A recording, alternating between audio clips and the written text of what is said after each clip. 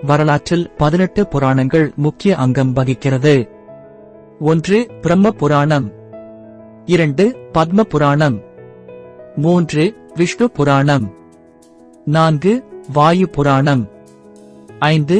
பாகவத புராணம், 6. நாரத புராணம், 7. மார்க்கண்டேய புராணம், 8. அக்னி புராணம், 9. பவிஷ்ய புராணம், 10. பிரம்ம வைவர்த்த புராணம், 11. லிங்க புராணம், 12. வராக புராணம், 13. ஸ்கந்த புராணம், 14.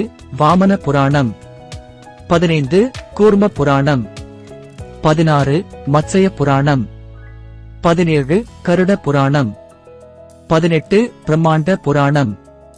இவற்றில் விஷ்ணு புராணம், வாயு புராணம், பிரம்ம புராணம், மத்ஸ்ய புராணம், பவிஷ்ய புராணம் ஆகியவை மட்டுமே வரலாற்றுக்கு தேவையான தகவல்களை தருகின்றன. இந்த மகாபுராணங்கள் வேதவியாசரால் தொகுக்கப்பட்டவை. தேவபாஷை என்றழைக்கப்பட்ட சமஸ்கிருத மொழியில் எழுதப்பட்டவை புராணங்கள்.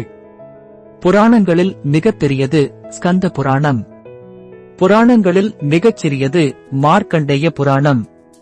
இவற்றில் முக்கியமாக விஷ்ணு புராணம், வாயு புராணம் மௌரியர்களைப் பற்றியும் அறிய உதவுகிறது. சாதவாகன அரச பரம்பரையைப் பற்றி அறிந்து கொள்வதற்கு மத்ஸ்ய புராணம் மேற்கோளாக காட்டப்படுகிறது.